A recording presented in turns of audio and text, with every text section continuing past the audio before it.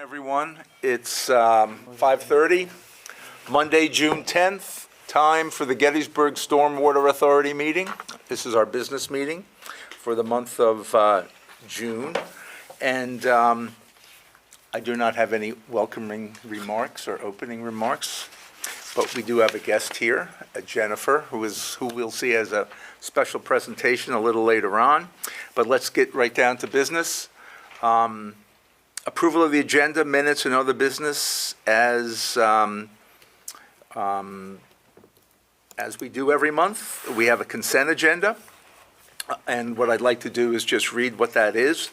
The consent agenda will be as follows: a motion to approve the agenda as presented, a motion to approve all bills and payrolls as presented, a motion to approve the April 8th, 2024 Gettysburg Stormwater Authority business meeting minutes. Do I have any comments or no? Not hearing any. Could I will accept a motion. So moved. Thank you. Second. All in favor, please indicate by saying aye. Aye. Not hearing anything to the contrary, it passes.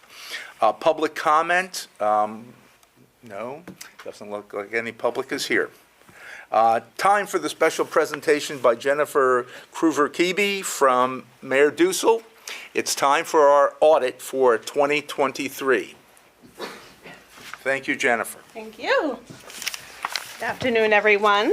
Good afternoon. Still Going afternoon. to provide some highlights of the 2023 audit for the Stormwater Authority. Now, the financial statements themselves, the independent auditor's opinion that we gave on the Stormwater Authority is unmodified. That means it's the best opinion that the Stormwater can receive. And in the opinion, we stated that financial statements are fairly presented in all material respects in accordance with the cash basis of accounting. Some financial statement highlights comparing prior year to current year, because similar to prior year, the 2023 financial statements are comparative, so there's a column for both 2022 and 2023.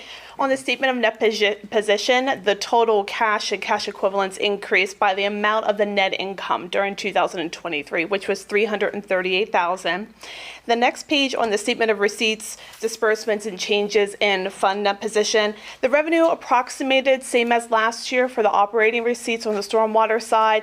Remember, non-operating in 2022, there was a grant received, so no such funding in 2023. The total expenses decreased by about $42,000. There's some changes in engineering, admin, and office expenses during the year. And 2022, there was a lot more significant projects that were going on for stormwater, so you'll see that decrease in 2023. The footnotes themselves, there are no new disclosures that we have to bring to your attention. Footnote 1 talks about the relationship between the Stormwater Authority and the borough. The Stormwater Authority does roll up into the borough's financial statements as a discretely presented component unit similar to the previous year. And Note 3 talks about all the transactions between the Stormwater and Authority and the borough in accordance with the management agreement. We also issue what's called communication to those charged with governance letters. So that's in a separate document. All same communications as the previous year, we're required to provide those to management and the board.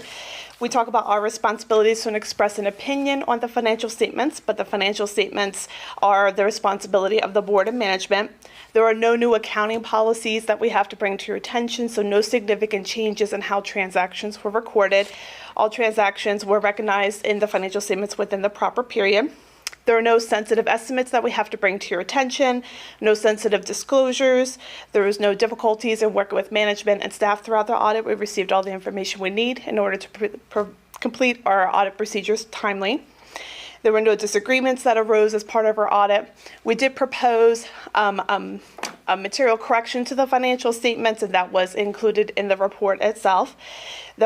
We received certain representations from management in order to issue the financial statements. We're not aware of management trying to obtain a second level of opinion from another CPA firm. And we generally discuss a variety of matters, talking about our audit procedures and our audit approach prior to retention, but those are not contingent upon us being maintained as your auditor. We also filed the DCED report electronically with the Commonwealth, so that was filed by the due date, and that is performed in accordance with the DCED reporting instructions. So that was done electronically. And we gave an unmodified opinion in accordance with the regulatory basis, because it has to be prepared in accordance with the DCED. And we also provided a management letter, so we included a best practice recommendation in that separate management letter, talking about the material adjustment that we proposed was corrected by management, and also a best practice recommendation on formally approving an initial journal entry review. Anybody have any questions over? Yes, I have a few. Yes. Okay, when you talk about material misstatements, the misstatements don't concern me, it's the word material. Yes. So, but it wasn't material enough, was it on the borough's side or on our side? So since we're, at the end, we're merged. Correct. It was part of the reporting process. There were some, to convert it to cash basis, we had to propose material adjustments to that trial balance. Okay, so, got it, okay. And the other issue, not an issue, but I'd like to point out in the notes, number 3, we did indeed reduce our overhead by 42,000, almost 43,000. And I think part of it, you're right, had to do with the fact that we didn't have as many projects. It also had to do with the fact that Charles and I negotiated where the numbers should be hours for staffing, okay? And we reduced some of those hours based on history. So, and we'll have that conversation again in the future, but overall, having the borough staff do our accounting is pretty darn efficient, considering we don't have any employees and don't want to hire any. So, those are my 2 comments. Does anybody else have any comments? Okay. Wow. Okay. Jennifer, thank you very much. Thank you. We appreciate your work, and this is a darn good, clean Yes. audit. Yes, it is. Thank you. Thank you.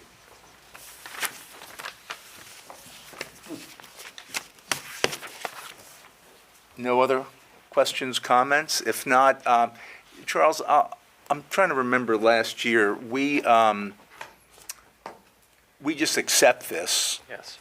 That's it. We don't have to do anything but accept it. And maybe we can take a motion to do that. So I'd like to suggest a motion that we accept the 2023 audit and financial statements as presented by MaherDuessel and forward them on to the borough. Is there a second? So moved. So moved. Second. Okay, all in favor, please indicate by saying aye. Aye. Any opposition? None? Okay. So we can tell the borough folks that we've accepted our part of this audit. Okay, thank you very much. Financial updates, starting with, I guess, Charles, and you can give us the revenue and expenses and so forth. I'm happy you accepted the audit because I've already posted it. Well, that's good.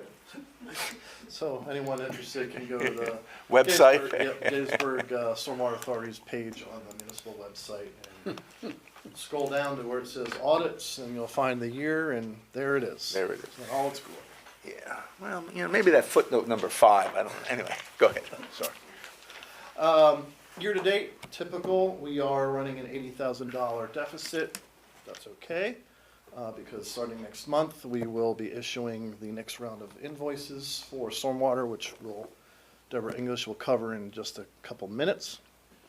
And not concerned about that year-to-date deficit just yet because in the checking account, this is liquid cash, we have $411,000 and change. So we are good from a standpoint of keeping our bills paid for the Stormwater Authority. Also, I wanted to highlight that moving forward, as long as we have investments in Pliget, which is the Pennsylvania Local Government Investment Trust, you can see we have a CD for $230,000 with Pliget, which will mature on November 4th with an estimated gain of $6,170 by that date. This is restricted money for the Gettysburg Interloop that the board authorized at a previous meeting. With that, I'll entertain any questions that anyone may have. Otherwise, we'll pass it on to Deborah.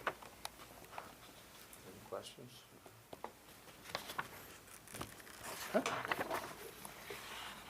Okay. I don't really have any changes for 2023 payments. We have a few that have come in through settlements. We did get one of the payments, I don't know if I mentioned it last time, for the 4 frequent flyers that haven't paid at all. We got all, 5 years paid. 5 years. Good. So one of our letters, I haven't heard anything back from the others. One was returned, we remailed that, so I'm waiting or hoping we still get some payments from that batch of letters we sent out. We did have our rain barrel workshop 2 weeks ago. We had 23 people signed up, but only 12 attended, so we had a few no-shows. I probably won't do another barrel class this summer, and we are selling them as a put-together package at our cost. And we did have some residents that wanted to buy a second barrel, so I told what them is they're the cost? available. $56 is the material cost. Okay, for barrel and all the accoutrements that Usually- you need to. From the store, Home Depot, they're around 110. Unless you get a fancy one, they're over 200. Right, okay, good. Yep. And then GMA had an appeal for their bill, which part of their parcel was located in Cumberland Township or County. It was 82 ERUs, and we did reduce that down to 23. So I believe we're okay there, and that did get populated. Dana had to go in and fix a couple of things to generate the correct bill. So I have that now, and we'll make sure that we move forward with that at the 23 ERUs. And that's all I have for now. I have a question about the flyover for the county.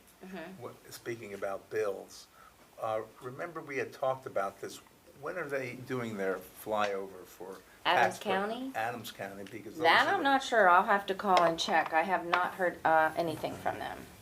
because they do it for tax purposes. Right. And then we glom onto that for our purposes. And there's been a I'll lot of activity around, and it's, 5 years old? I'm looking at Chad. About 5 years old, yep. Yeah, so it's Yeah, I haven't probably heard time. anything either. Okay. Are you gonna check with him? Yeah, or- I'll follow up and see Okay. if I can get Yeah, something. let us know next, Okay. I mean, it could be the next meeting too. It's fine. Okay, Cool. I'll shoot everybody an email if I have any information. Probably Sarah. at Sarah? the county. Okay. Any questions? Yep, go ahead. Yep. Go ahead. Well, I don't know if we got to about the liens filed, but you had written letters to the mortgage companies, and we got one, I heard, One, and, Good segue. yeah. Just one. that one, the letters that were sent were to the properties, or the lenders for properties that had at least 5 years Right. not paid. One responded.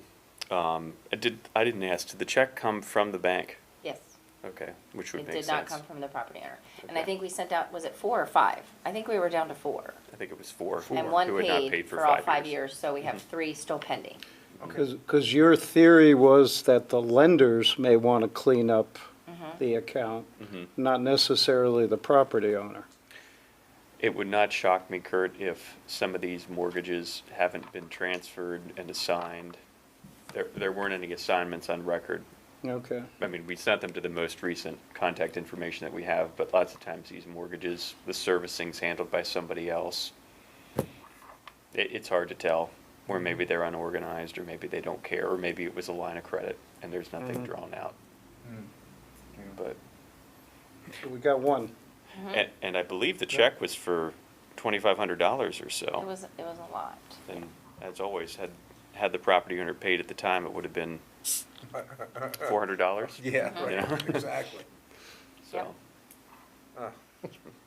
Yeah. There's the money. Any other comments about liens? Okay. no, as they're paid, and they do get paid, I mean, with settlements and otherwise, we clear them, and I think there was 3 or 4 in the past month. Yeah, I think it was at least 3, if not 4. Good. Good. So They're they do just roll off trickling the in. time. Okay, thank you. Thank you. Time for engineering updates. Chad, you're on. Good evening. I have 4 updates, and the last one's going to roll into some of the item C on your agenda with the Gettysburg Inner Loop. But first, I wanted to give you a quick update on the Lincoln and Highland master plan that we're doing for the capital improvements. You saw, I don't know if you saw in your invoices, there was a $12,000 bill for the utility services group. They completed all of the televising. Thanks to Robbie and his crew for helping to coordinate that. We're in the process of reviewing that televising and updating the mapping, so everything's going good there. I'm hoping that in the meeting 2 months from now, I'll be able to do a presentation to you guys on where we stand, because then we're going to need to start rolling into the design of the Lincoln portion to stay on schedule with Columbia Gas. So things are going good with that.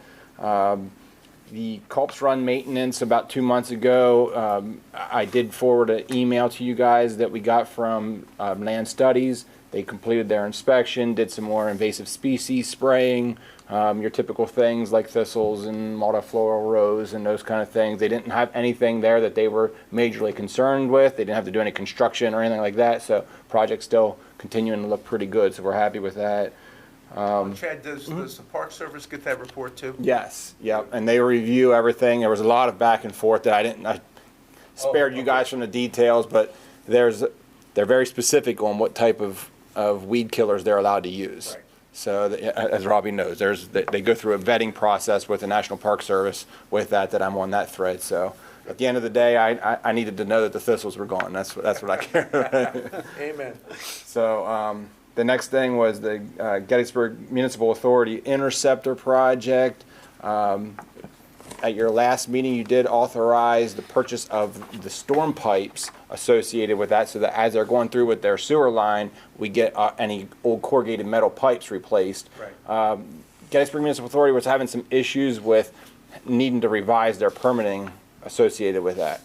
So they opted to, I'll say kick the can, wait till construction to figure out some of those things. At that point, we'll have the ditches open. We'll know. We're kind of anticipating that some of these pipes are in pretty bad shape. They're old corrugated metal pipe. That's the way those things are. So they at least know that our concerns. So during construction, we're going to need to be ready to mobilize. Robbie's got some pipe on hand. So we'll figure that out, I guess, basically as we go through construction. So there's really nothing more to report now. I think they're still looking to go to bid sometimes on a later part of this year. To be in construction before the end of the year here. So that's the goal. I would anticipate that those purchases of storm pipe would happen sometimes next year. And then lastly, the Gettysburg Inner Loop. You see, as I mentioned, that item is on item number C on your agenda for the memorandum of understanding. But I did want to give you a quick update on where we stand with the Stormwater Authority's portion of that project. So kind of, I'll call it bad news, good news. Mostly good news. The bad news is that we ended up having to break this into 3 separate projects. We already thought it was going to be 2 different projects because of the CDBG project or CDBG money. We ended up having to go to a 3rd separate project, and it was really because of a funding thing. You can't align 2 different funding sources, one that's state funding, one that's federal funding, and have them under construction at the same time, because one's Davis-Bacon wage rates and one's PA prevailing wage rates, and if they have a person go out there and do an audit or an interview of one of the employees and they don't know which wage rates they're getting, then it's a mess. The good news is it kind of helps the Stormwater Authority in terms of logistics. The first thing that needs to happen here is just utility work. The storm pipe needs replaced and the water line needs replaced. So we basically broke that project out from all of the curb and sidewalk project. Starting this August, we'll hopefully be under construction. We advertised last week, ran in the newspaper already, so we'll be opening those bids in July, so that when we meet again in June, I should be able to report to you at that point that the council had authorized the project to move forward, and we'll be hopefully going to construction, like I said, around August timeframe. So, like I said, later in our agenda, we'll have some more discussion. The Borough Council will accept, is the entity that formally accepts the bids. It's technically their project, yep. Okay. And is there any interest so far? I know we just advertised. There was already contractors that picked, so we advertise in the Gettysburg Times, that's the legal requirement, 2 times, 3 days apart, but we also put it on pen bid. So most of the contractors nowadays just go right to pen bid. So they get, if there's certain trigger words like storm and water, it shows up in all of the contractors' inbox that they're estimators, so they all know about the project. We usually get pretty good interest whenever we post things on pen bid. Okay. Any questions? Because we have in front of us a motion to approve a memorandum of understanding. And we have our solicitor here who has a few edits, I think, Yes. that hopefully we can get through. Okay. So I'll let you begin. And I'll let Chad and Charles jump in on this as well, to the extent that's helpful. So the intention all along has been for the Stormwater Authority to contribute funding relative to the stormwater components of that portion of the interloop. There's been a draft memorandum of understanding, an MOU, that's been kind of batted around among the authority staff. The borough and the authority are easy to get on the same page, generally speaking, because they're so interrelated. GMA is a separate entity, and that's a little bit, I won't say more challenging, but they have different perspectives because they're a different organization. So there's a draft MOU that was put around the last few days and then distributed. My concern is, when I looked at that, I said there's some things that maybe we should address in there in terms of when certain things are going to happen, rather than just indicating how much funding the authority is going to be contributing.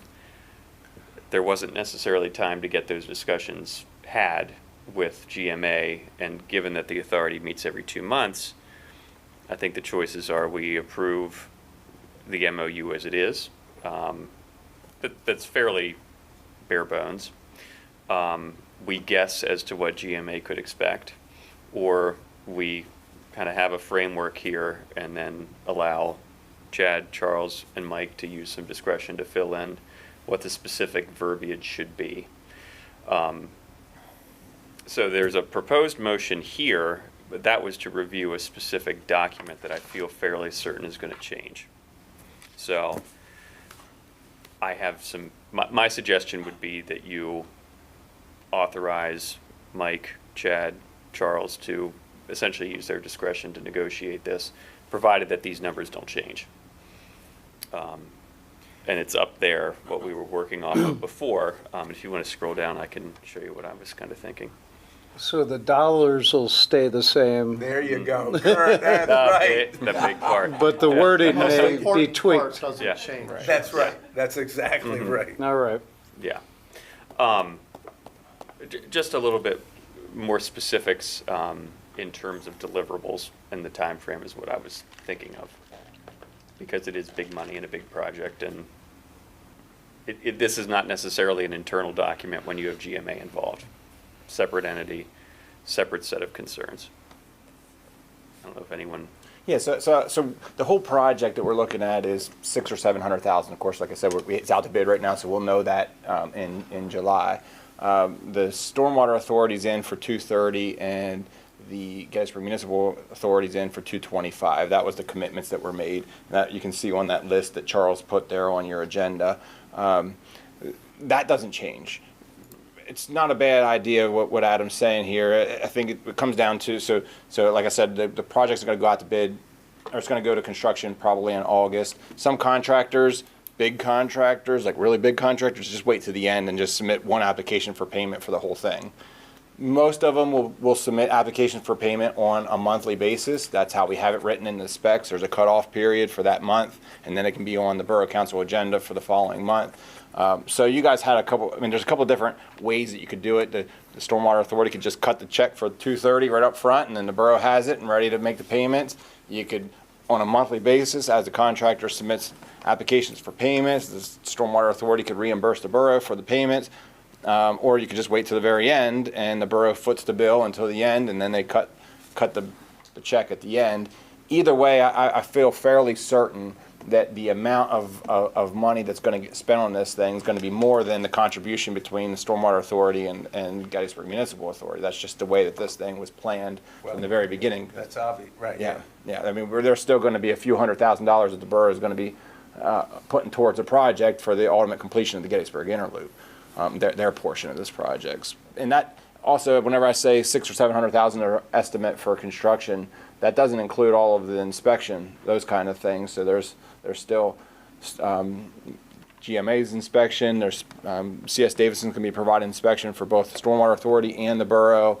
And there's other, there's design costs and stuff like that that the borough foot the bill for. So there's plenty of. It's going to be more than the $230,000 is what the Stormwater Authority is going to be able to see. So what you're suggesting here is, you're giving examples of some of the details that, if approved, a few other people of us here that were just mentioned will work out those details. But overall, we're approving the project, and we're saying that the Stormwater Authority is not spending more than $230,000. If those things change, then we come back, right? Yeah, Yep. but what I thought I just heard him say was he expects us to pay more than $230,000. No. The borough. That's what. borough. Oh, I'm sorry if yeah. okay. No, not us. Somebody's gonna pay more. Yeah, the borough's going to end up picking up the difference. Okay. And it's going to, and it's not like one of those things where, I could see the Stormwater Authority saying, hey, what if we get really good bids and it comes in really low and it never gets to 230? That's not going to be the case. It's going to be well over 230. The borough's going to end up picking up the bill. That's what I was trying to get to. Right. Because there's issues like with the railroad. There's plenty of All things. sorts of other details that are going to pop up. I hope that I'm wrong about that. I hope it does come in under 500,000, but I don't expect that. Okay. Any other questions? So, Adam, I'm sorry. No, I don't have my question is, what's the procedure? Do we do a modified?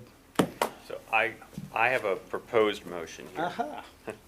So the proposed motion is a motion to authorize Michael S. Malewicki, in his capacity as Chair of Gettysburg Borough Stormwater Authority, to execute a memorandum of understanding for construction work on Gettysburg Interloop Phase B2B between Gettysburg Municipal Authority, Gettysburg Borough Stormwater Authority, and the Borough of Gettysburg, pertaining to the reimbursement by the Gettysburg Borough Stormwater Authority of construction expenses associated with stormwater components of the project, with Gettysburg Borough Stormwater Authority being responsible for a financial amount not to exceed $230,000. The execution of the memorandum of understanding shall be contingent upon the separate approval of the memorandum of understanding by the other parties thereto on terms acceptable to Gettysburg Borough Stormwater Authority staff. It was rather lengthy, I know. Yeah, I know. And you're gonna send that to me, right? I will send that to you, yeah.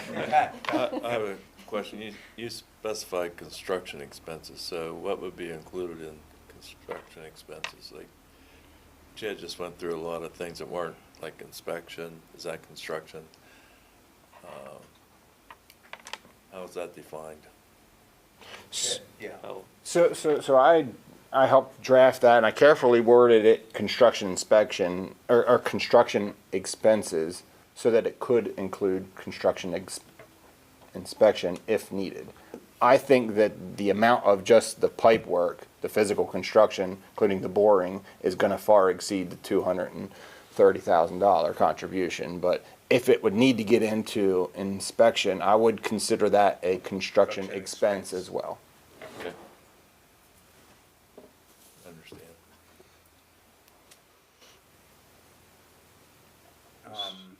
Any other comments? No, I was questions? going to move that we accept the amended motion as presented by Adam.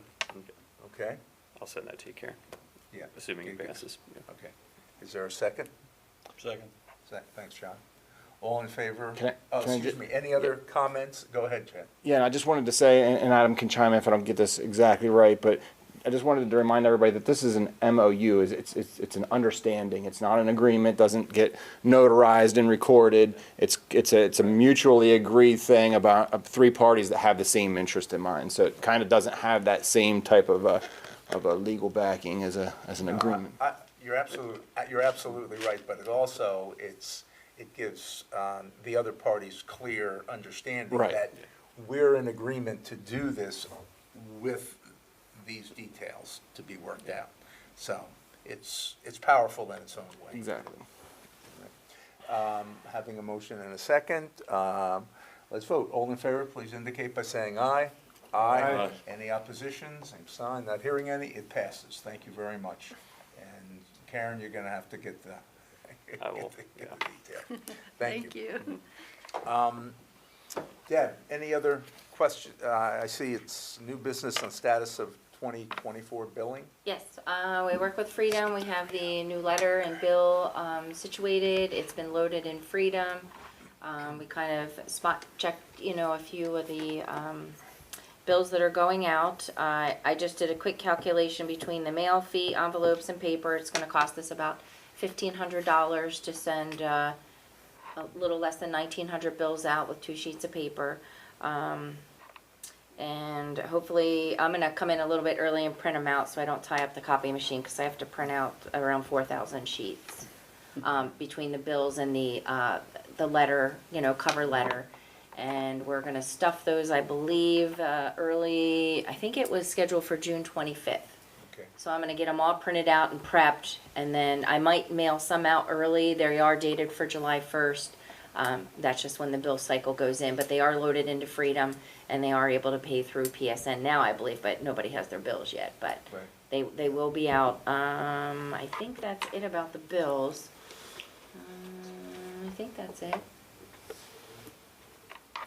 Okay. The cost every year goes up. Yeah, and I Postage. believe the postage supposedly is going up in later July, another 15 cents, so we'll get them out before the price increase. Okay. Any questions? For Deb? No?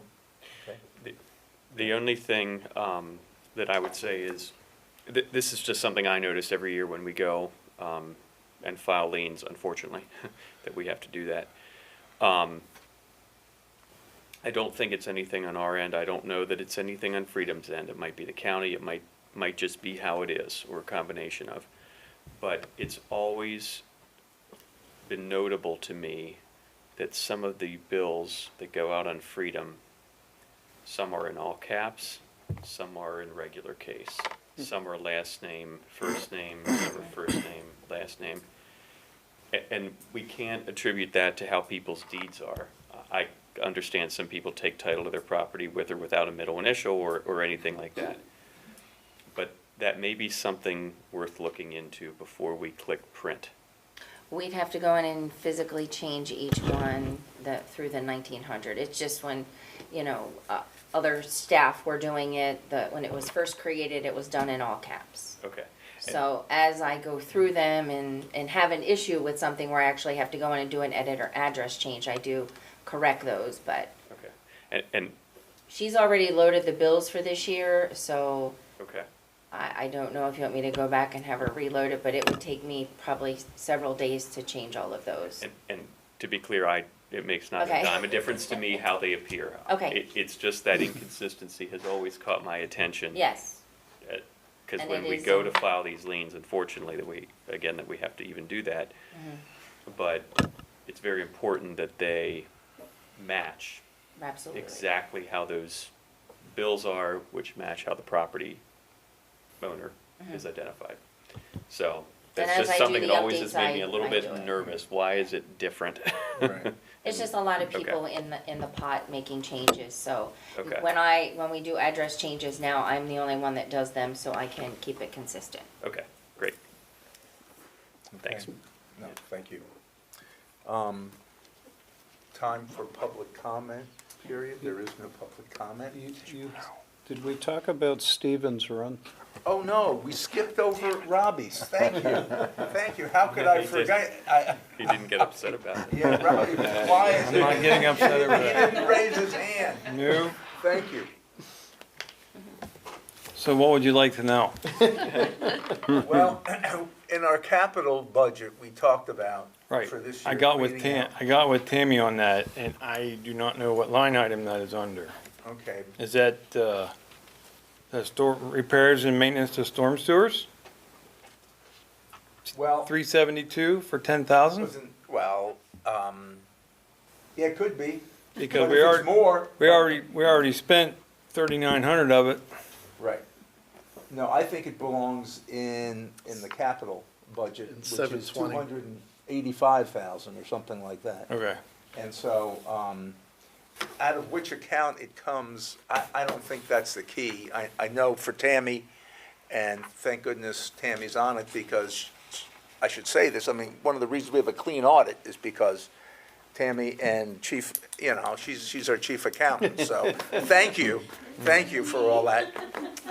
I know it counts in the end, but I guess what I'm saying, at our level, you know, we talked about it, it needs to get done. I agree. And I know that I'm there not are a lot of challenges just getting equipment Right. into it.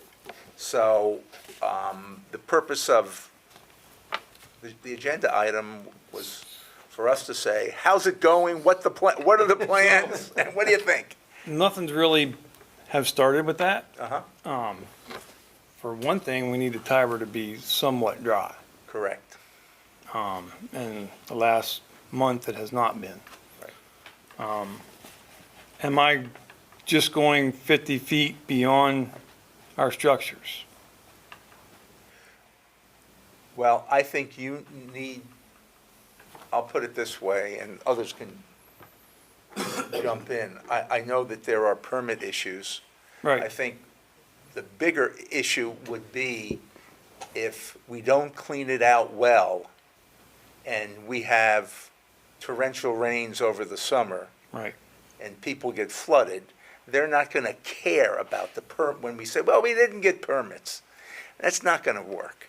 I think what's going to work is we need to clean out the areas that really need to be, and whether it's 50 feet or 60 feet or 100 feet, I think we need to do our job, Right. you know, as a stormwater authority, and get the job done. Okay. Get it done correctly. What Go ahead. permits? Are we talking Fish and Boat Commission permits? Well, it'll be a DEP DEP, DEP. yeah. Stream encroachment permit from And DEP. apparently 50 feet on on either side of a bridge, or what else could there be? Some of the bridges we have permanent. You don't need it. Right, some of most of the bridges that we've done work to over the years, we have permanent GP11, so you can do 50 feet on either side of the bridge. Right, But some of the stuff that needs cleaned out is beyond that, as right, Robbie's point. right. And I think, I mean, because when we did down by the college last year, Rusty Ryan got involved.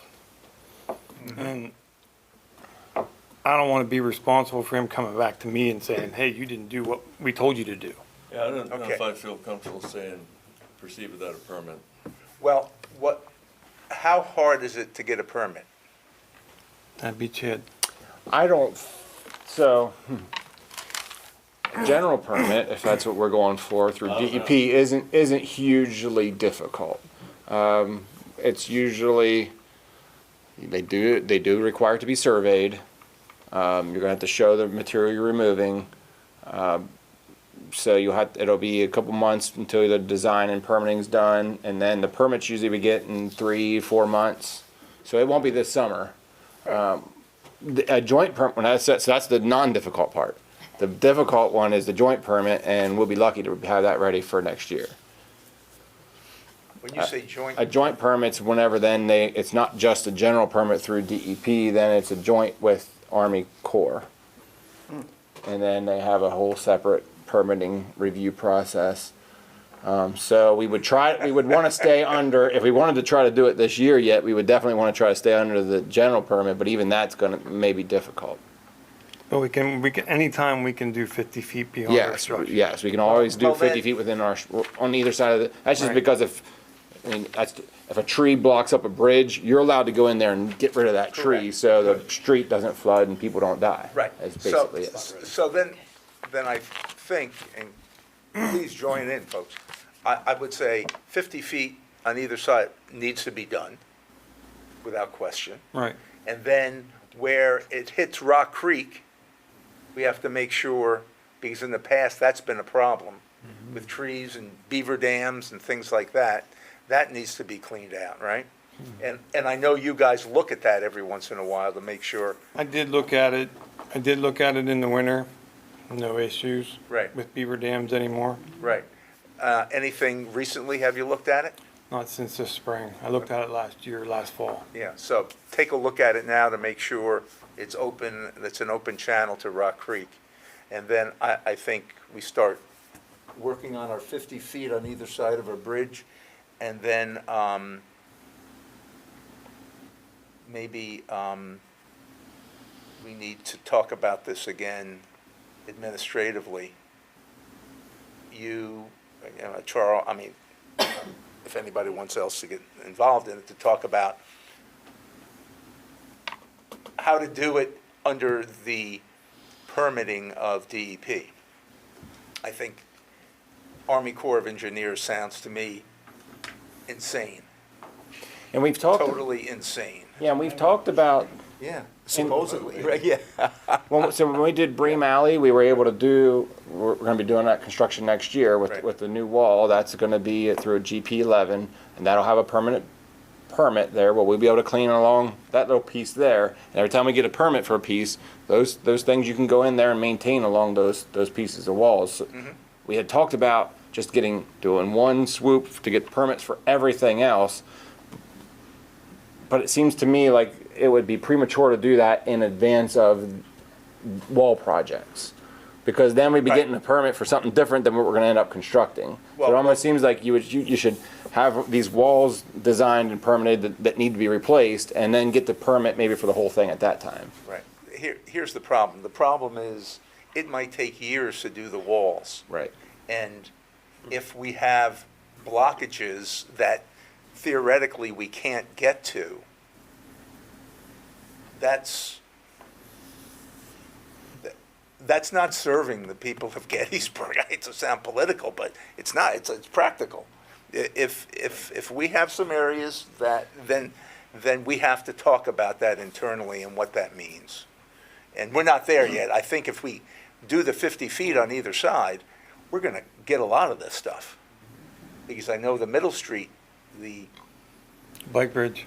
bike bridge, the Noggle Bridge there. Yeah. Yeah, the Noggle Bridge. That, I mean, Well, that's, it's, the Noggle Bridge right there is a lot of stuff. There's kind of 9 tails and all Yeah. kind of stuff right in there. Yeah. And, yeah, looks nice, but it's kind of slow up all the water. that's right. And Susan's not going to get out there with her shovel and help it. She's out there doing a lot of maintenance on that. But, I think we ought to look into permits. I mean, because everything I read, we just switched from La Nina to La Nina or whatever, and Right. it's going to be 85% chance of more hurricanes this year. And Penn State has a long-term thing that we're getting increased frequency of storms over 2 inches of rain. So, yeah, it's something that's coming at us. I don't disagree. Yeah. I think that's right. That could be happening. And, our job is to make sure that stream, that navigable stream, That's right. it's scary. Yeah, right. I would just echo what you said, that we should do everything we can, because if somebody's property gets flooded, they're not going to care too much about whether we got the right permits or not. Yeah, they're going to say, DEP, what? And, I mean, and I They're not gonna- can't blame them. Some other things about They're it. going to say a lot of things.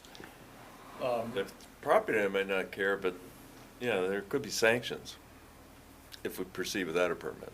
Right, I get that. I didn't say proceed without a permit. I said do as much as we Can. can within our Within the permit. ability, yeah. Right. Okay. Does the sewer lines between Stratton Street and Carlisle Street that cross, is 50 feet off of Stratton Street and off the alley behind Carlisle Street, are you gonna be able to clean under those pipes? Or are they gonna be too far apart? Because in 1996, and I don't want to be the historian, but Go ahead. in 1996, that was the biggest problem for Water Street residents because those pipes caught everything and they became dams. And everything came up out of the banks and ended up in all those basements and everything else. I mean, when I had Robbie's job, that was an area we always watched, and we won't talk about permits to clean it out, but there were things that had to be done. Right. And I don't know that 50 feet is going to get you where you need to be in there. Right. I mean, one of the things we could do is get a pre-app meeting with somebody from DEP and just say, what exactly do we need to do here if we need to get a maintenance permit for? A lot of the stream we're talking about has a concrete bottom. Right. You know what I mean? That whole So section is. you would think that they would be, some commonsensical approach to this, and maybe they don't make us go to that joint permit thing, and maybe it's not that hard to get a permit. So we could at least do that, get a pre-app meeting with them, and then we kind of know better. Well, I think that's a great idea. I think we ought to clean out what we can first, Yes. and then ask them to a meeting to say, okay, we've done what we think we can do. And then we have these other couple problems here. How do we do this? Okay, Rob? I mean, do you think that's? Well, I mean, 50 feet's going to get you Yeah. a fair ways, but I mean, I've never measured it, but I just know from experience that that's a bad section when stuff piles up. Right. Yeah, I think that's beyond 50. I think that's beyond 50 feet. I think it is too, but, Okay, so I guess the way forward is Robbie's going to get things mobilized when it gets dry, ready to go. Right. 50 feet on the other side of any bridge, including the one off of Weinbrenner parking lot too. That's a bridge, right? Yep. Good. Yep. And then any other place that we can where this 50 feet applies. I don't know whether it's just bridges or pipes or whatever. And then, once that's done, we talk to DEP, try to get somebody with some knowledge and experience and has dealt with these things, hopefully, and say, we have these issues, what do we do? I mean, I know we have access points in the Tiber that we can get in there with, but I'm gonna have to rent a small walk behind skid loader for Right. underneath the bridge, the Right. novel bridge. Because our skid loader will not go underneath it, Right, won't go, yeah. so. We okay with that? Okay. Thank you. Okay. Thank you. All right. Any other questions, comments? Again, Tammy, thank you for your hard work in the audit. Not hearing any, I'll accept the motion to adjourn. so moved. Second. Second. All in favor indicate by saying aye. Aye. Okay, see you in 2 months. Thank you very much. Okay.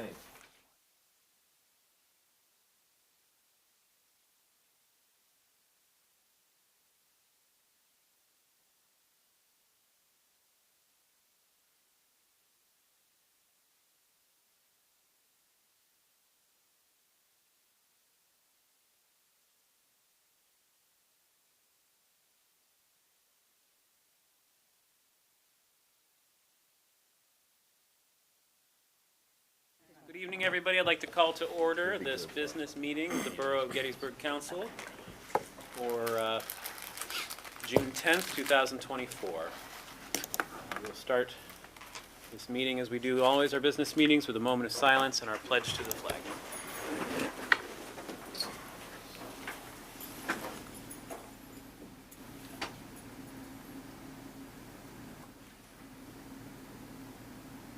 Pledge. I pledge allegiance to the flag of the United States of America and to the republic for which it stands, one nation, under God, indivisible, with liberty and justice for all.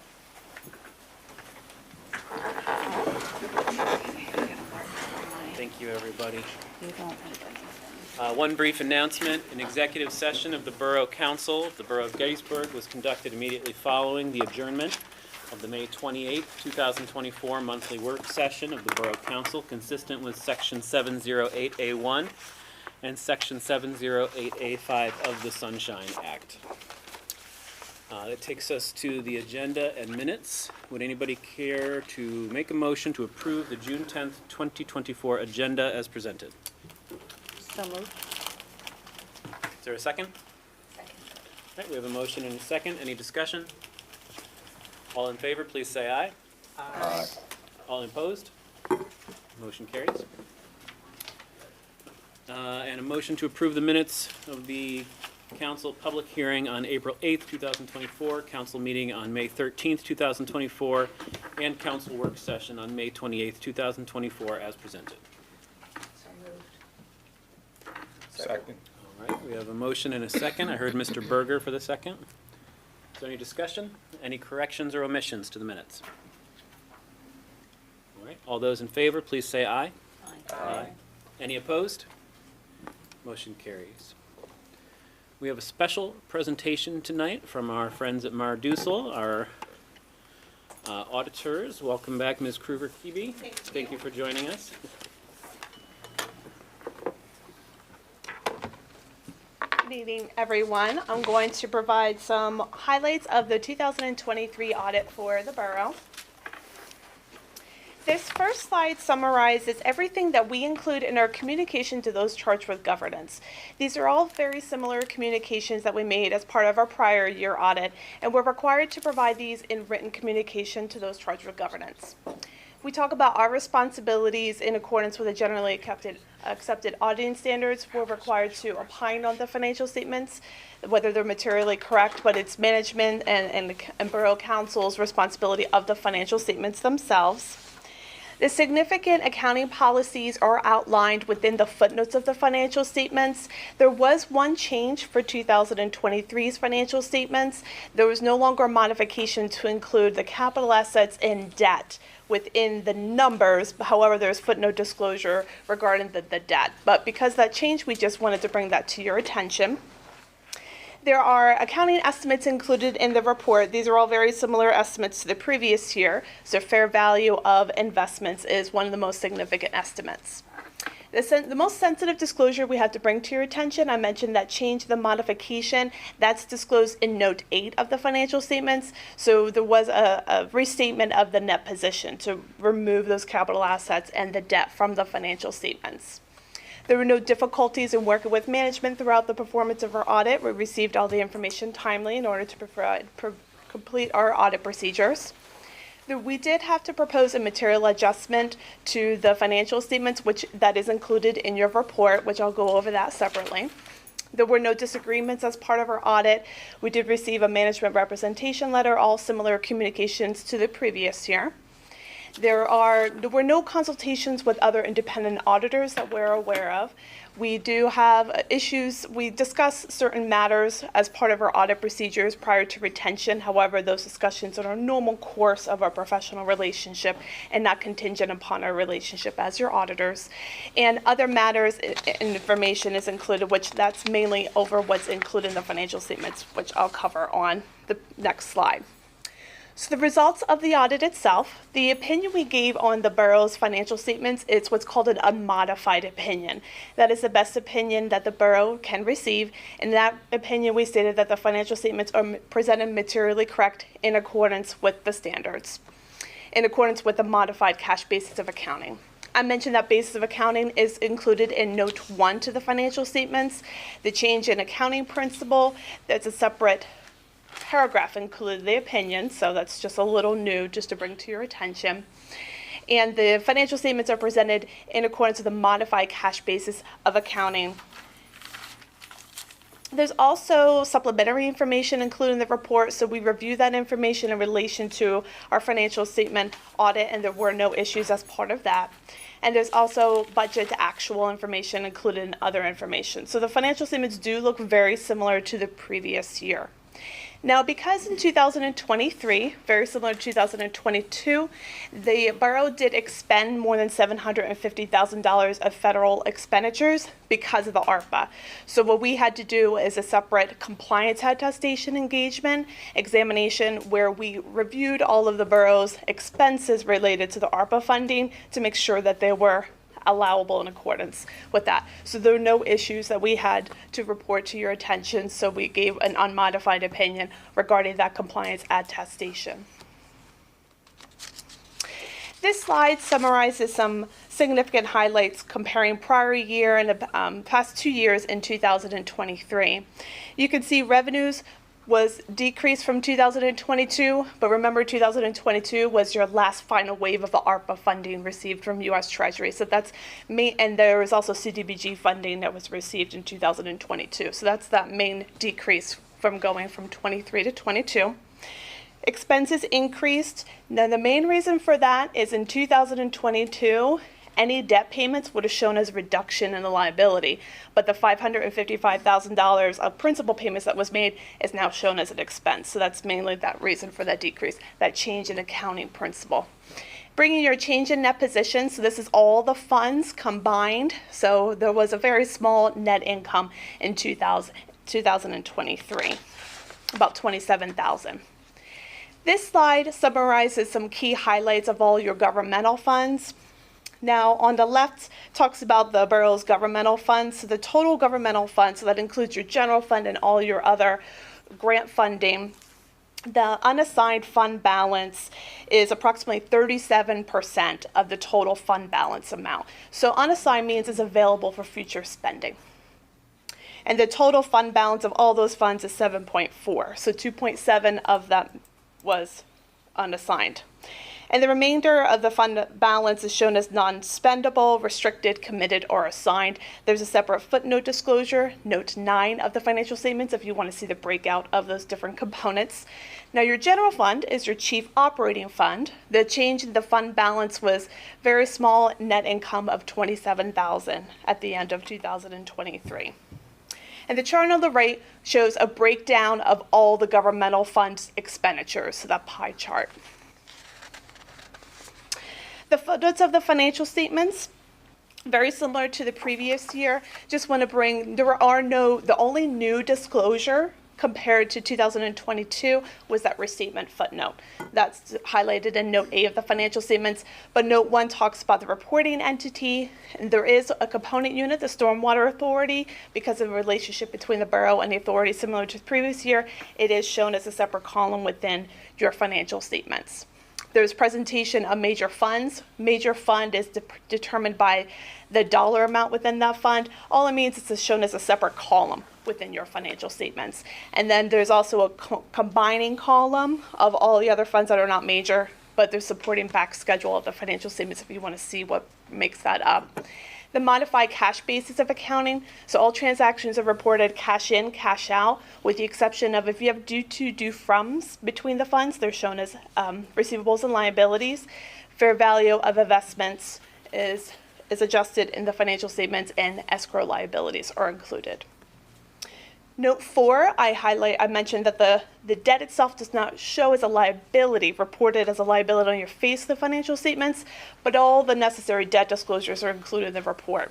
So there's the roll forward, and the ending total debt was $3.6 million at the end of 2023, and all the required payments were made during the year.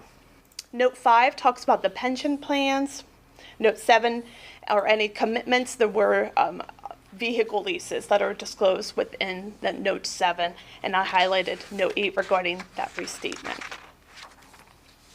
Now, as part of our audit, we do also gain an understanding of the borough's internal control procedures in order to help assess and figure out what our audit approach is.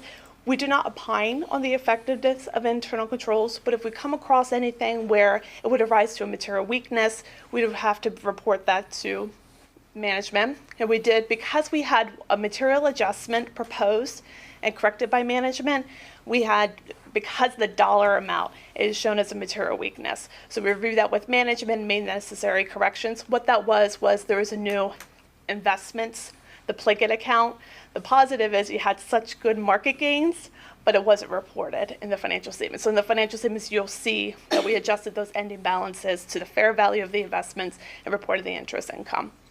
And the other matters are just best practice recommendations. So we recommended that management review the reconciling between due-froms, especially at the end of the year before we get the trial balance. And we'll provide a spreadsheet to management so they can track that going forward. And approval of journal entries, that is currently being done, but no formal initial. So we just recommended documentation of that. And that's all I had to cover. Anybody have any questions over the audit itself?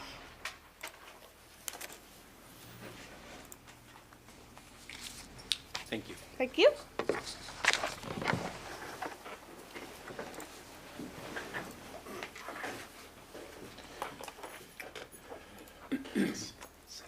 Bye, Jen.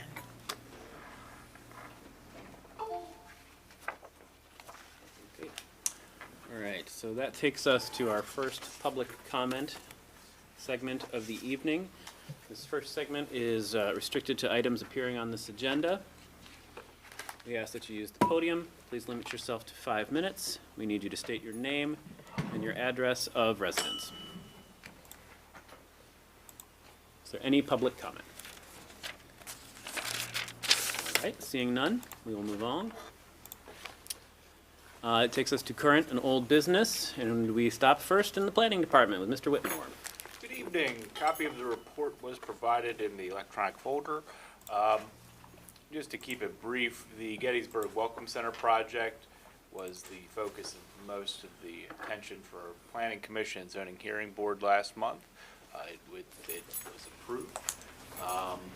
In terms of the Gettys Golf project, that is also moving forward. We're hopeful to hopefully have that wrapped up next week, so that we can have that investment made in a miniature golf course in the coming months. Hopefully, they anticipated next spring as an opening date.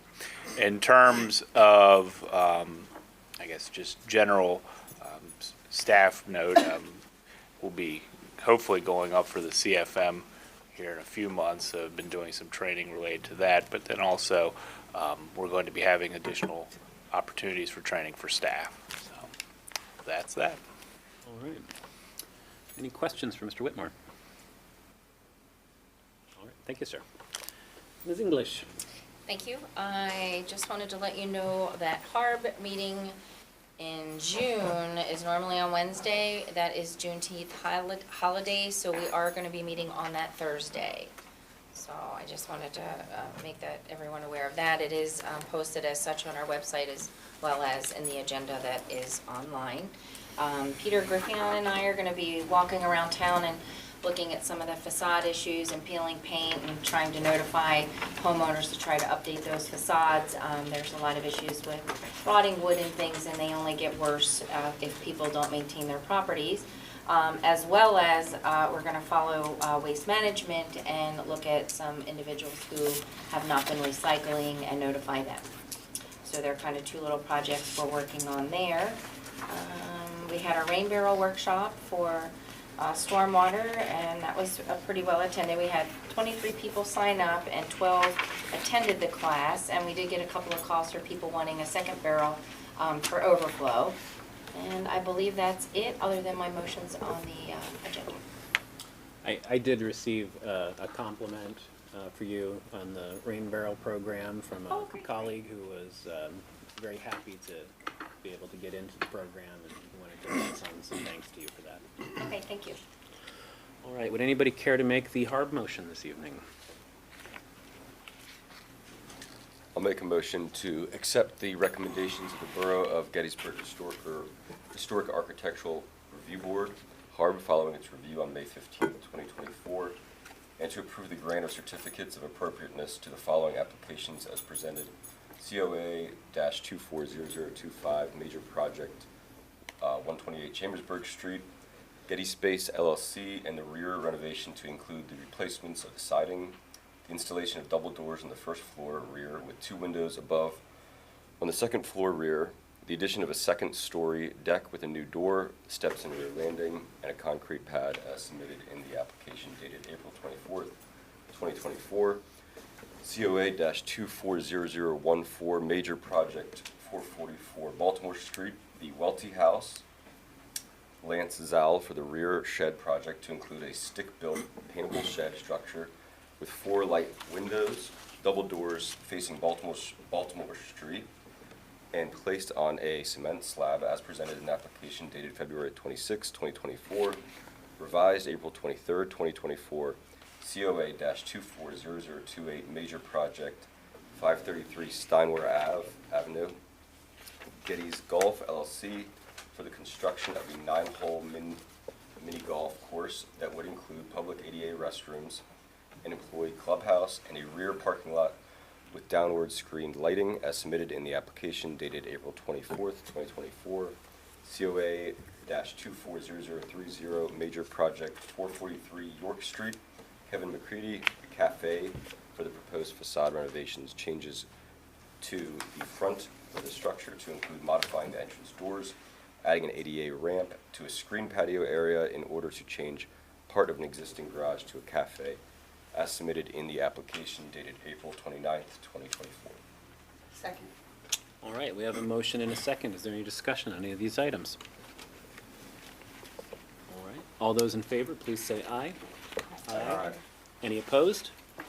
That motion carries. Are there any questions for Ms. English before we move on? All right, seeing none, thank you. Thank you. That takes us to Ms. Fissel at the Parking Department. Good evening. You have my report. I have the numbers all posted there, the comparisons. The numbers are looking very good for May.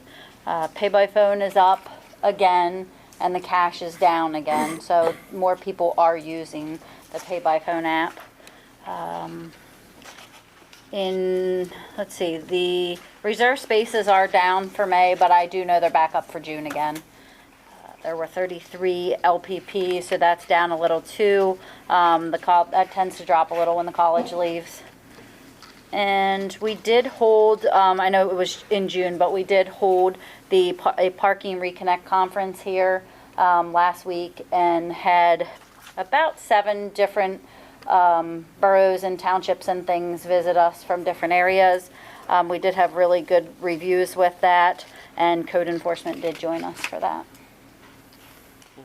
Have you been getting any feedback on the new kiosk doors? I have not. No good, no bad. Very, very quickly, before anyone has any questions. I just wanted to highlight the graph that I have on the screen behind me. If you remember, when council adopted the 2024 budget in the fee resolution, you authorized a $6 increase in overnight parking rates in the Racehorse Alley garage. That policy decision is beginning to show up in your budget. As you can see, from May of this year over May of last year, there was an increase of $25,000 in parking revenue. That's just 1 month, largely attributable to the overnight fees paid in the garage. So we'll be watching this very closely as the busy season begins to unfold. Just wanted to give you an update on that policy decision. All right. Does anybody have any questions for Ms. Fissel? All right, thank you so much. All right, Mr. Harbaugh. Good evening. Hopefully you all got a chance to look at my report that was submitted. One major highlight of my report, our alley restoration project. It will be done through the agility project, so we'll have a lot of resources from the surrounding townships that are going to be helping us with this. Legion Alley will be milled out from Baltimore Street to South Washington Street, starting June 24th at 7 a.m. We're making arrangements for garbage collection, asking residents and business owners to mark their totes with their house numbers, because we will have to grab the totes, take them either down to South Washington Street or up the court alley behind the courthouse for trash collection, and then bring them back after they empty them. The alley will be closed to vehicular traffic most likely from June 24th to probably Thursday, which would be Thursday, I don't know what day Thursday is, 27th. Hopefully we have if the weather cooperates, hopefully we'll have that alley restored, and then the alley will be opened back up Friday morning. Parking department is working with the residents and business owners. I don't know if you want to tap in on this. what Yeah, you're I didn't doing. want to start it without him starting. I do have, have 5 different addresses now, and 11 spaces total that are needed, that have reached out so far.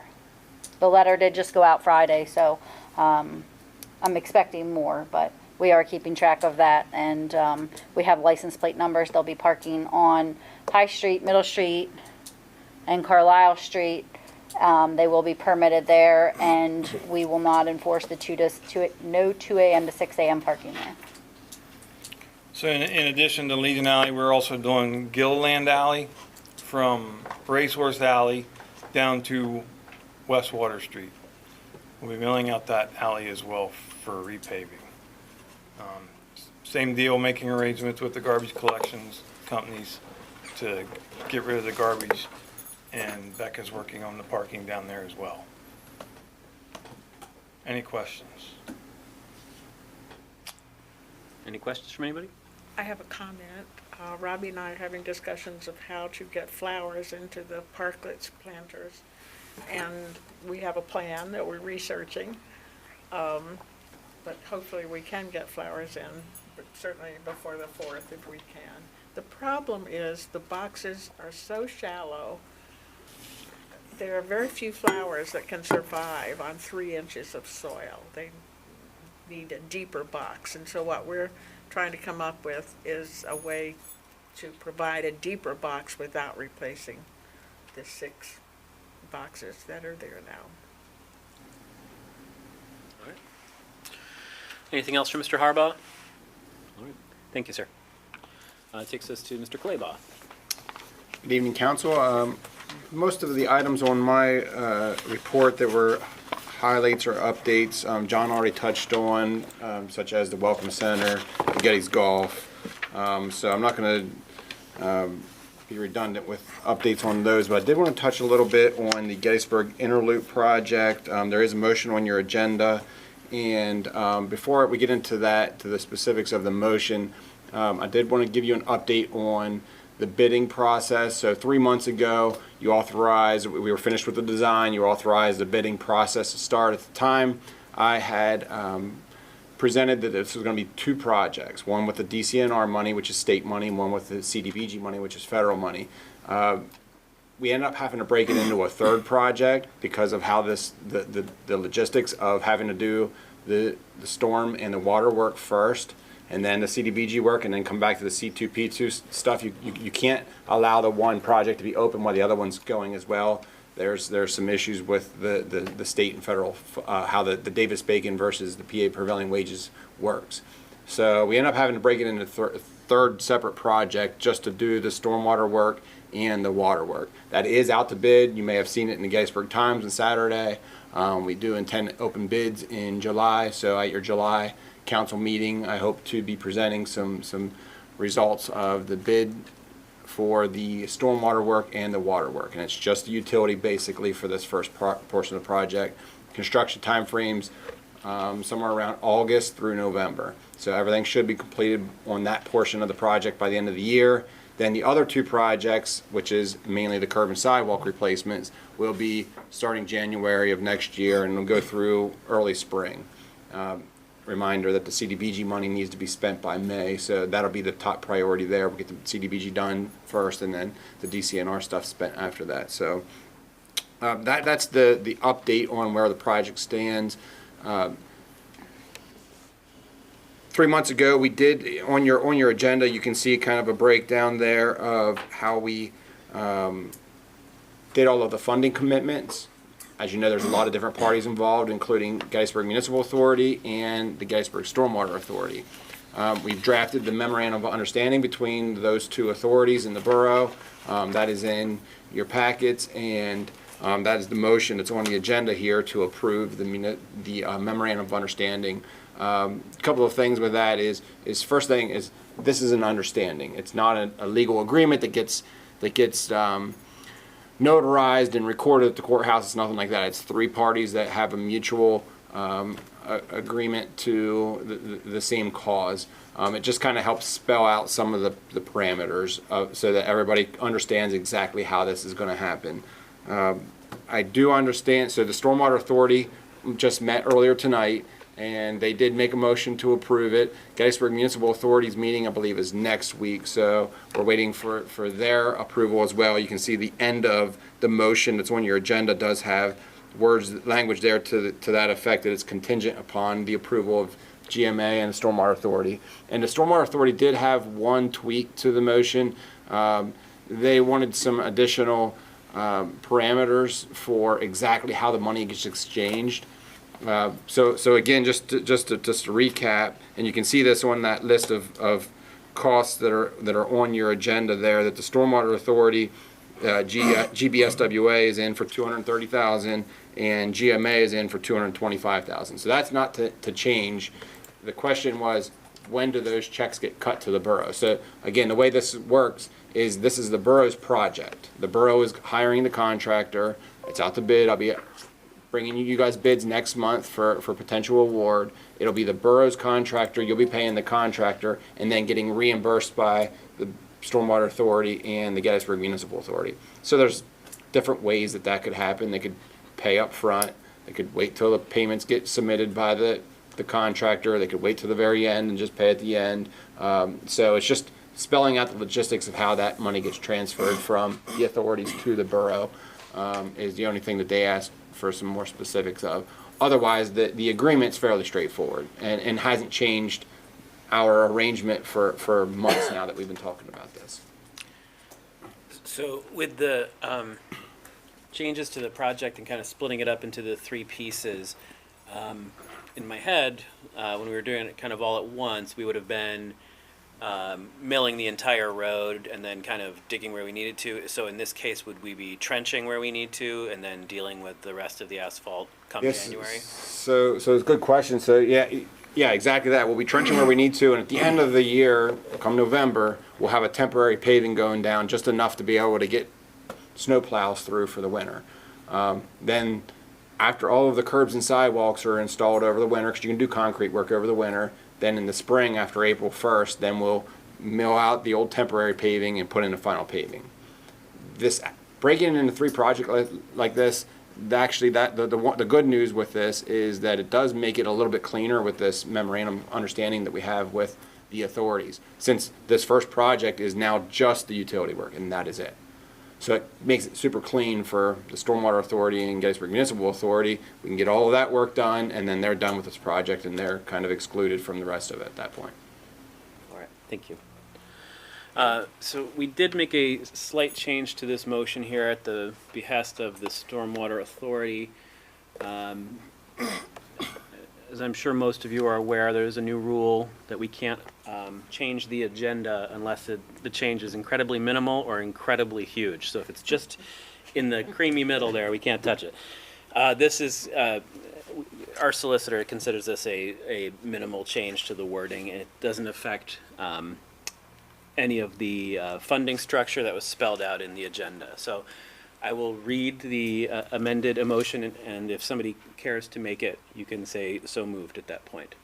This would be a motion to authorize President of Council Matthew Moon to execute a memorandum of understanding for construction work on the Gettysburg Inner Loop Phase B2B between the Gettysburg Municipal Authority, GBSWA, and the Borough of Gettysburg pertaining to the expenses associated with stormwater components of the project.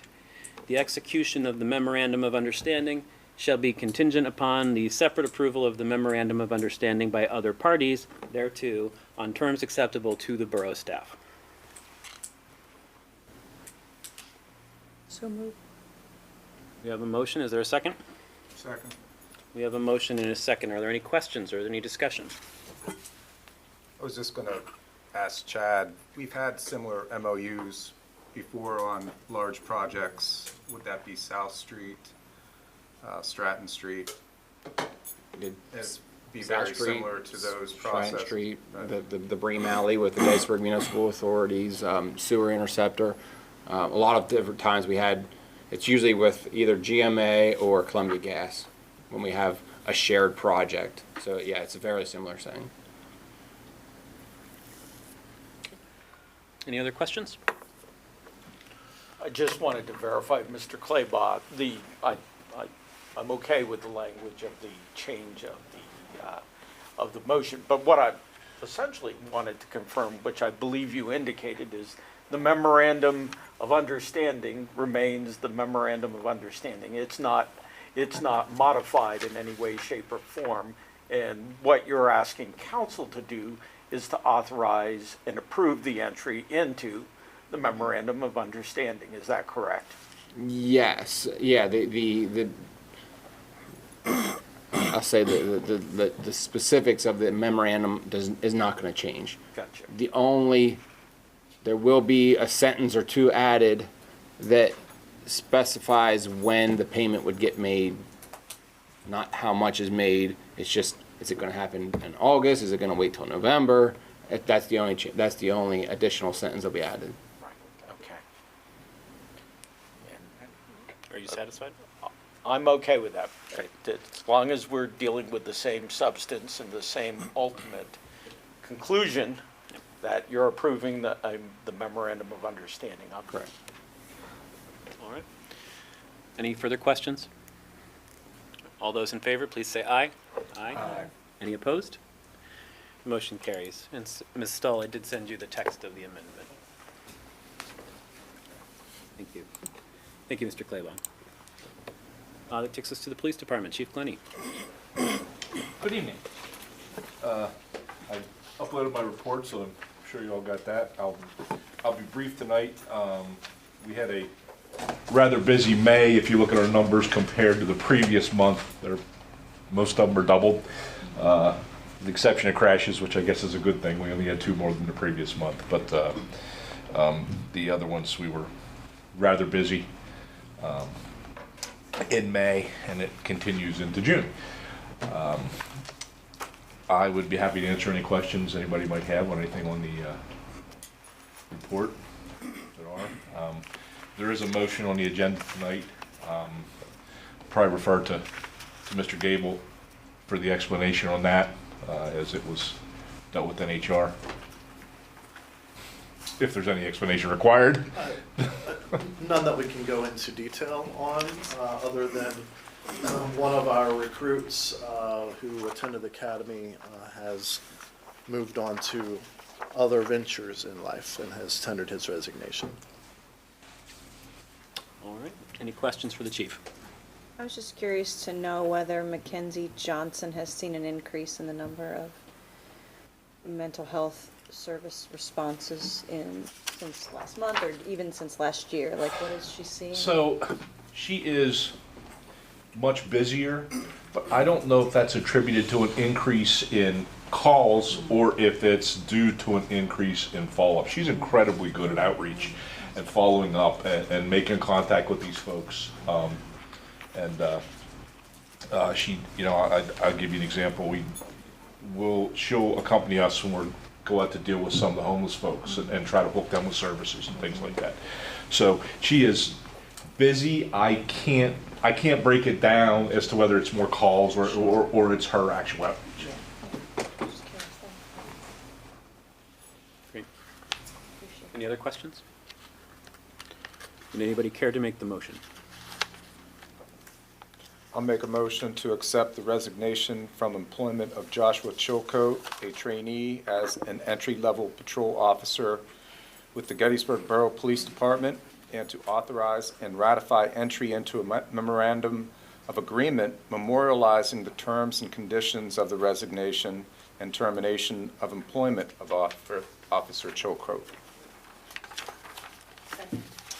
We have a motion and a second, and I just want to underscore that the word termination in that motion is mechanical and that this separation was voluntary on the part of Officer Chilcote.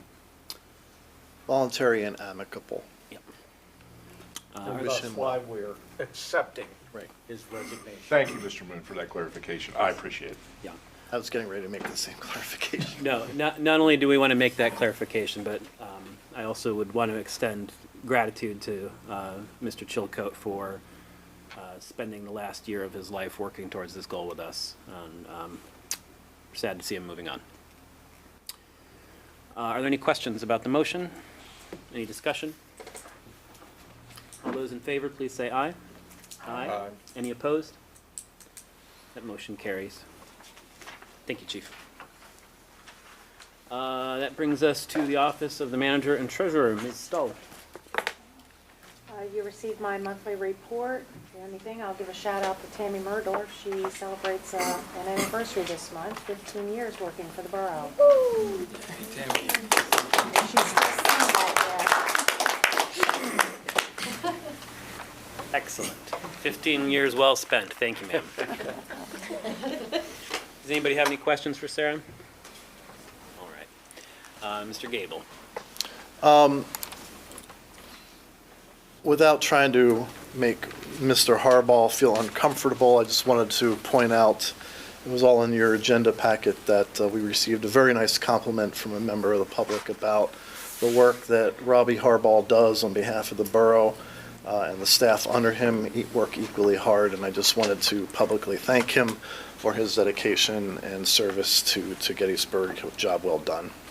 Compliment well deserved. Hear, hear. The only thing I really want to add to my written report is, as expected, usually at this time of the year, all the way back down here to our year-to-date numbers, the borough is now running its surplus, as we usually expect after the collection of spring taxes. We are running a surplus of $289,000, and that is also inclusive of a lot of our larger bills having been paid, like the debt service has been transferred of $640,000 from the general fund to the debt service fund. Equally, capital reserve money that was in the budget has been transferred from Fund 1 to Fund 18. So we're running a surplus with all of those large expenditures already categorized.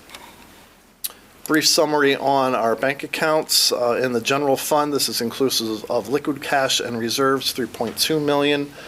Our folks over at the fire department have $228,000 at their disposal for reimbursements.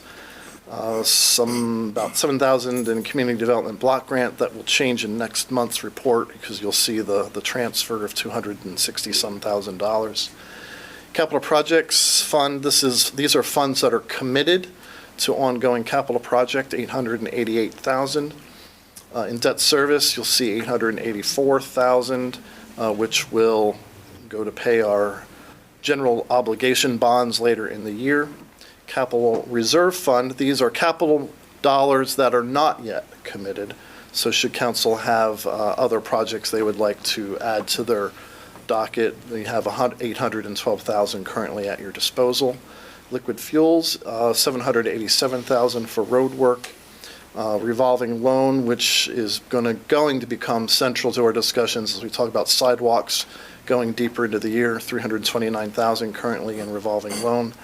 And the borough has just over $1.6 million remaining in its ARPA designation from the legislation in 2021.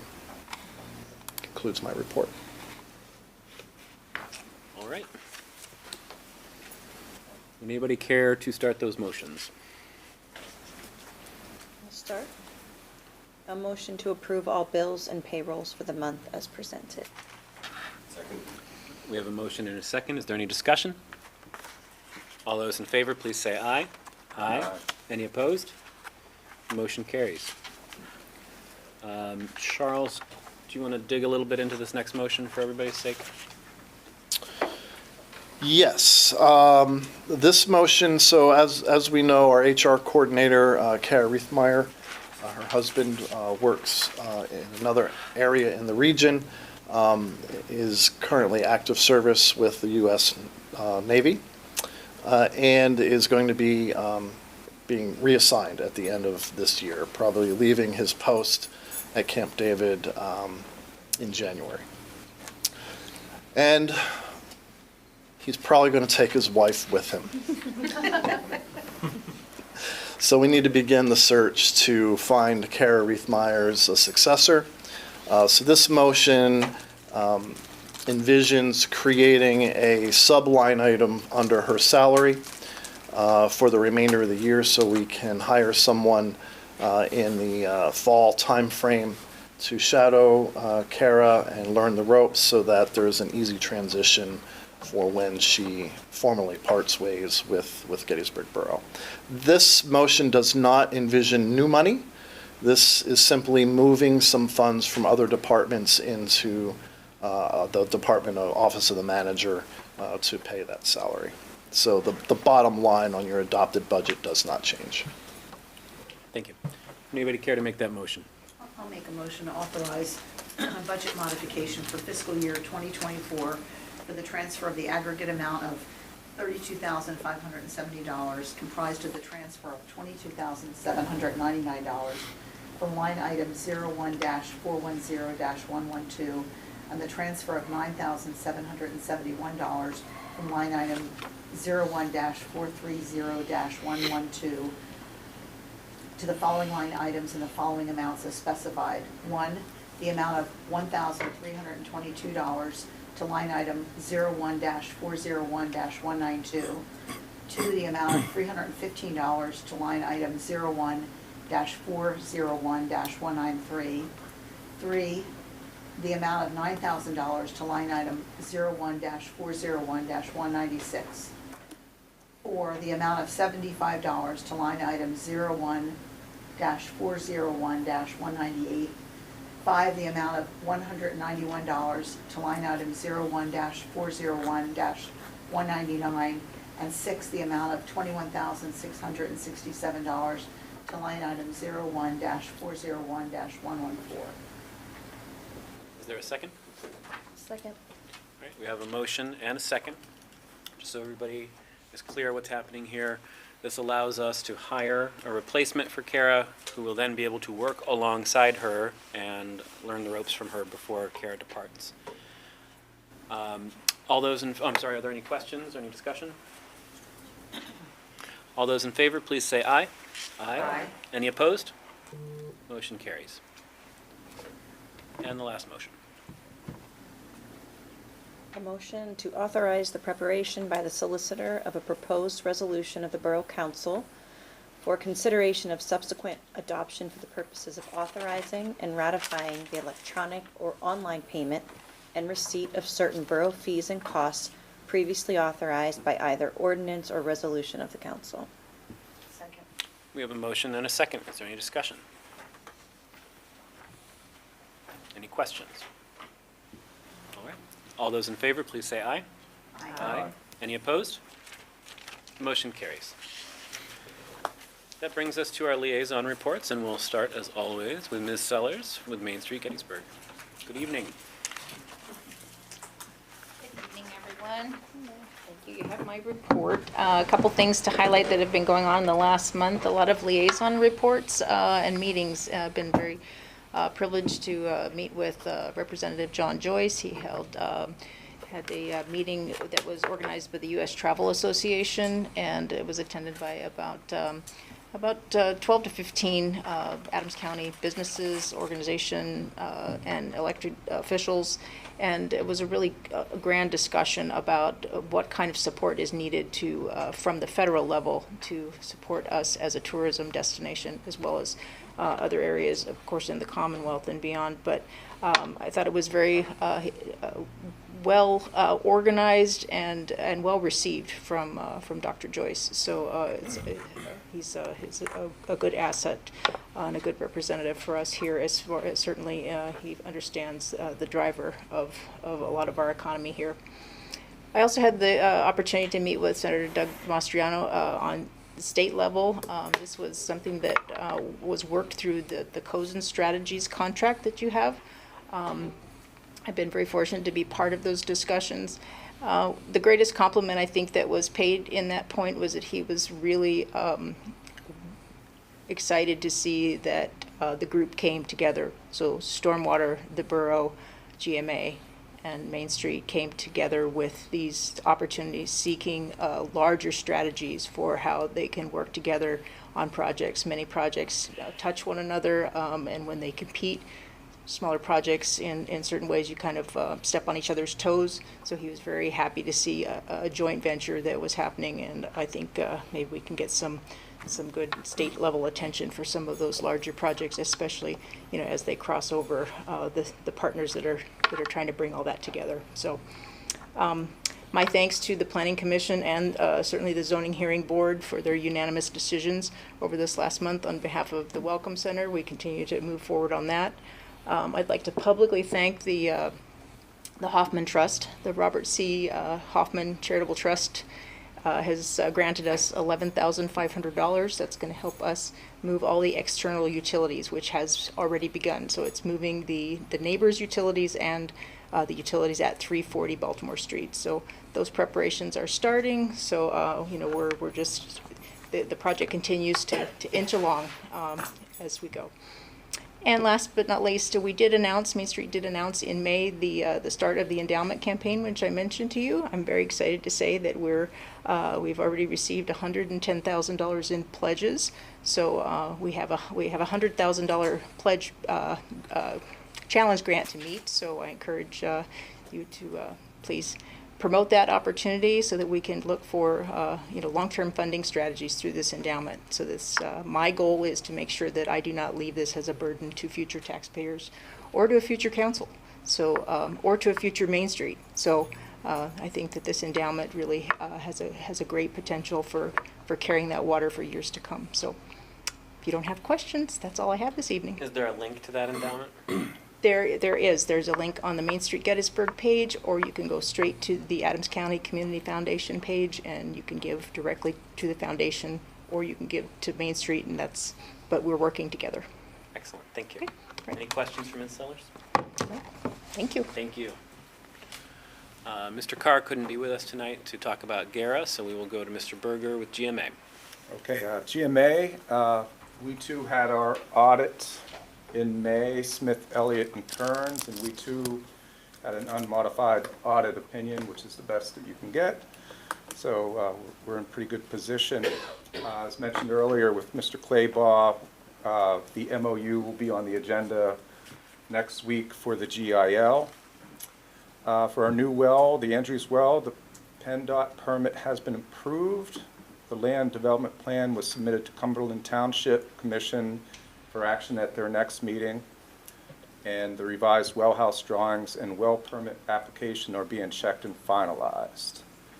For the interceptor, the borough road permit has been received, and we are updating drawings to include a few revisions to the borough paving details. We also met with the gas company regarding temporary service to the buildings along Bream Alley in coordination of work with the sewer contractor. So we're kind of looking for a fall start for the interceptors. Really no good time to dig things up, but it'll be after the peak tourist season, so that would be a good thing.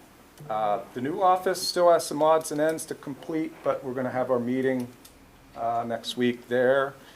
And we'll probably have an open house sometime at the end of the summer for the community to come out and check it out. Great. And what time are your meetings again?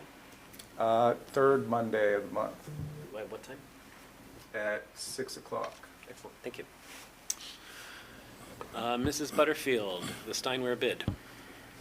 Yes, that bid already discussion led by Ms. Sellers of Main Street of Christmas Festival. That seems to be a year-round planning exercise, which I admire from afar. The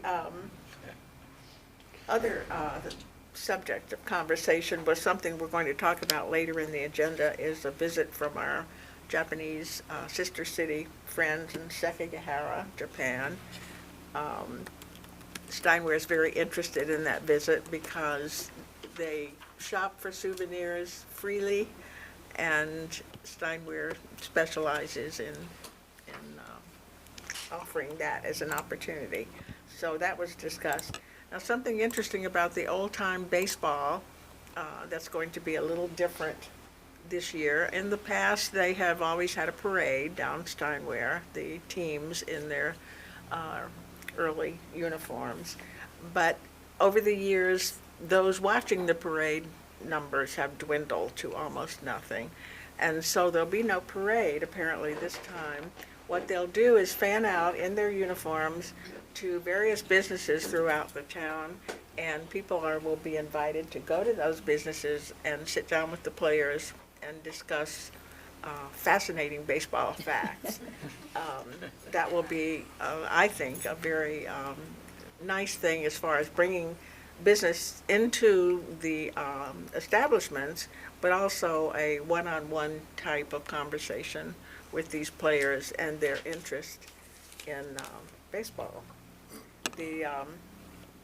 As I said, Steinway continues to be vibrant. This weekend, Chief, wow, the crowds this weekend, and partly the weather, but families all over town, and Steinway was just jumping. So we can be proud of ourselves and how we handled this weekend in every way. That. All right, thank you. That takes us to Mayor Freeling and the Boroughs Association. Hi, we had our final meeting until September, and we had members first, credit union, talking about the benefit of a credit union and the difference between a credit union and a bank. Popquin, name one. They're insured by Federal Deposit Insurance Corporation as a bank, and Clabaugh is a credit union. The biggest thing is a credit union is owned by its members. And they were just talking about the benefits that a credit union could bring to boroughs if they wanted to become easier as a checking account source. Then we had our roundtable discussion. It was on how ARPA money was used. And each little borough or township talked about how they used ARPA. Some was just for like park improvements and things like that, so we talked about that. And then we had Warren Bladen, who's with the EMS Association, an attorney, and just talked about the services that EMS and training that they can provide for boroughs, that we wouldn't be like duplicating things. And the other thing, and I'm gonna forget what it is, it's the four, as all elected officials, the four requirements from FEMA. I took one of the courses, but I have the other courses, and I'll gladly share them, that we need to complete. And I said, what's the deadline? And he said, before the next disaster. So I was like, okay, I got that one, let's get that done. So, and we don't meet again until September. All right. Thank you, ma'am. That takes us all the way back to Mrs. Butterfield for COG.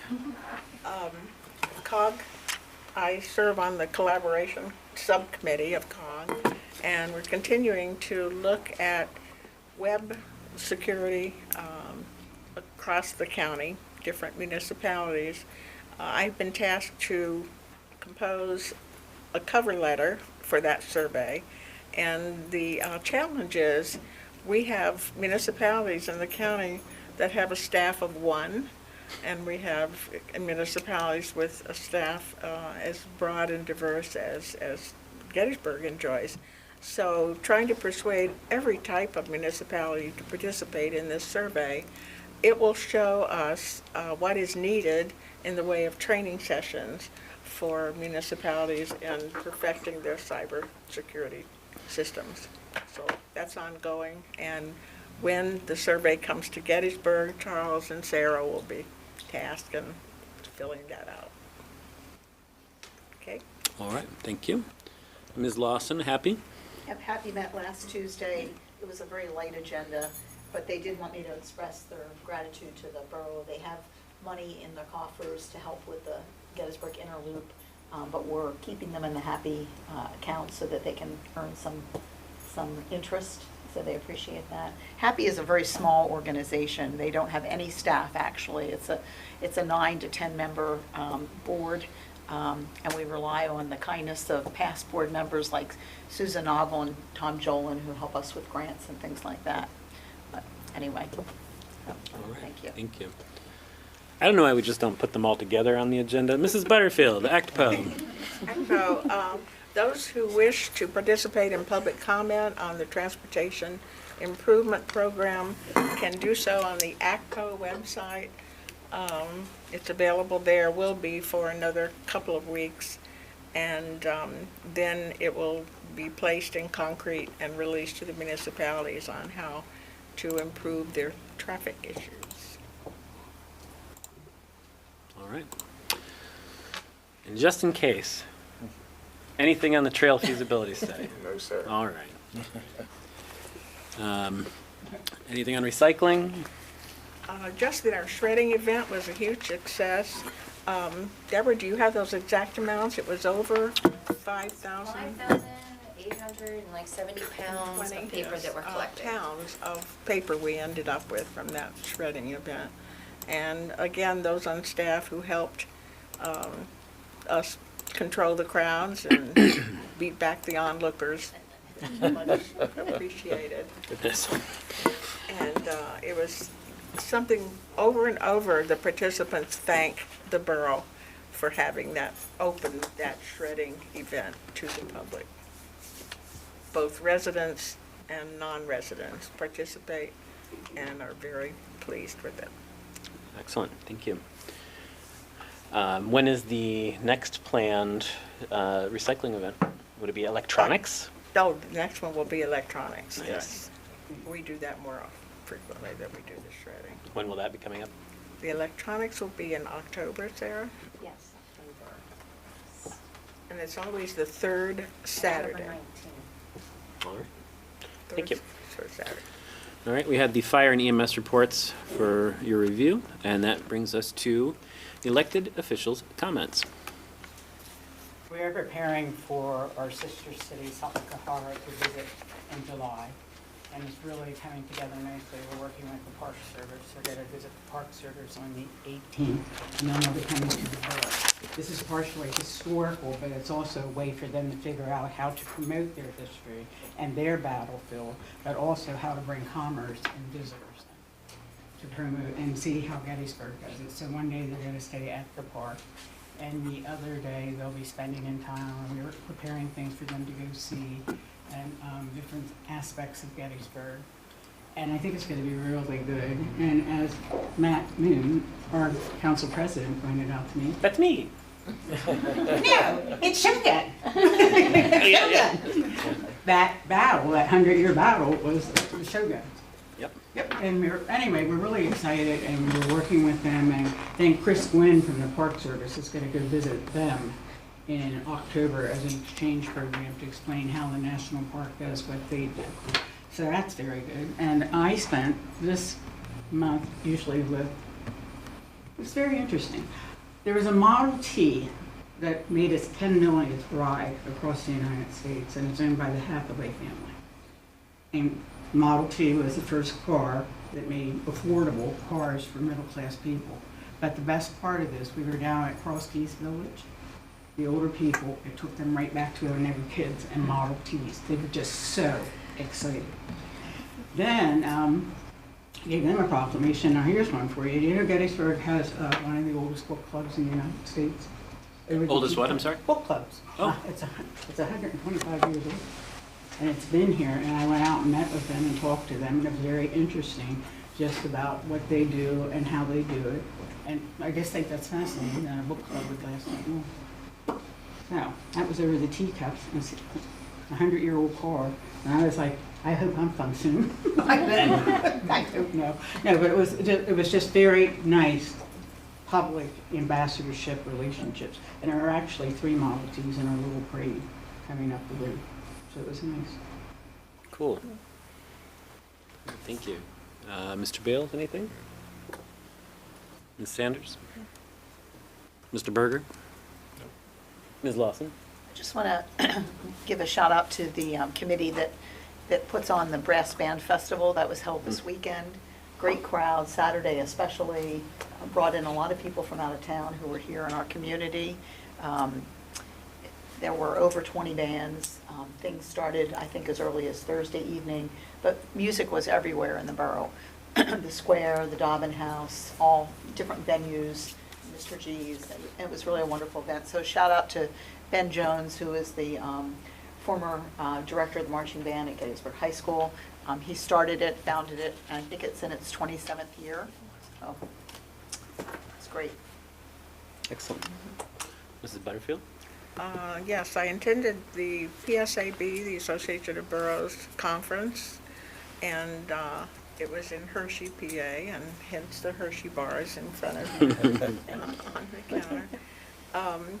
Lots of good information, and Sarah and I have agreed that even though they no longer have paper handouts of their programs, their presentations for economy reasons, I will download them from the website, share them with Sarah, and we will funnel them to the appropriate staff members that might benefit from what that paperwork shows. I think I was so impressed by how many people made a special effort to come up to me and say, talk about their trip to Gettysburg, either as a child or as an adult visitor. Everybody wanted to talk about their visiting Gettysburg. And I'll plug in for Charles, several wanted to talk about their work on other projects with our borough manager, Charles Gable, and to compliment him. But it showed me that we need to have a presence at these conferences. We really do, whenever possible, because they recognize our name, they want to interact with us, and I think it's important. And one last quick thing, this morning, or maybe it was this afternoon, I gave a tour of a Korean party of 3 who, of this room and of our pictures outside of sister cities, and what we do and how our municipal government is. They were in awe of this room. And that picture, just as with our French sister city visitors, right away they zero in, and they know who that is, and they understand why we have the portrait here. They also were interested in our Lincoln portraits. And they were fascinated at the way we sit here, that we all sit up here and the audience sits out there. They just found that very agreeable to their system of authority and reasonable, but they were very taken with this room. I have often commented that I feel like one of the Nuremberg jury trials sitting up here. Oh my. Maybe like the Supreme Court. That's just me. Well, we all get out of it what we bring in, I suppose. That's tremendous.